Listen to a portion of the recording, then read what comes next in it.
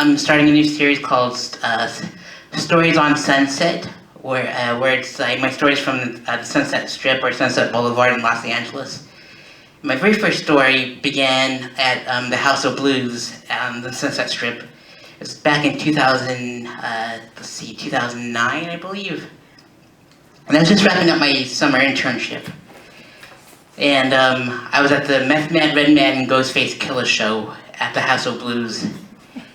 And I remember just getting some merch, and just they had two shows. One was an early show, and one was a late show. So I stayed for the first show because I could only afford that one.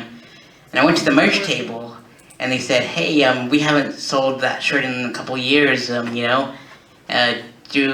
look like a really big fan of the guys." I'm like, "Yep, I'm a huge fan. I've listened to them for like 10 years or so." And because my sister first introduced me to the Wu-Tang album, Wu-Tang Forever, and Method Man's on the album, and so kind of like spiraled from there. And they go, "Yeah, do you want to stay for the second show?" And they gave me a VIP bracelet, and I was really excited about that. And I got to stay for the second show, and out of nowhere, the comedian Cat Williams shows up at the balcony with me, and he starts throwing dollar bills or money off the or some kind of bills off the balcony, and he was pouring Dom Perignon for everyone. And I'm like, "I don't drink, dude, but you can give it to somebody else." And it was a pretty cool thing because like they're in their like 40s or 50s now, but they would usually stand up on people's arms or like in their hands and just like spin their bodies, and it was just they were quite youthful. It was pretty amazing. And but anywho, I waited for my car, and one of the guys, his name's Armel, he goes, "I'm Jizz's artist, and I noticed your shirt and everything." And earlier in that night, the RZA, the main leader of the Wu-Tang Clan, the producer, walks by, and he goes, "Maybe we should link up, And I'm like, "That'd be pretty awesome."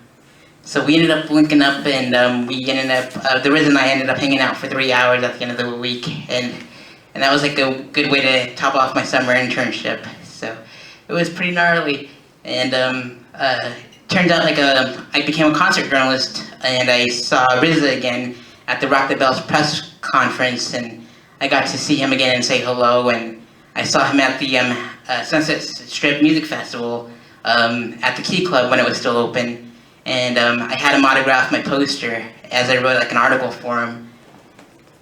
And he was with Quentin Tarantino, so it was pretty awesome. I got to meet Quentin Tarantino too. So yeah, that's my first installment of Stories on the Sunset Strip, or Sunset Boulevard too. So Stories on Sunset. So I'm Sareth Ney, and I'm bringing up David Fussell.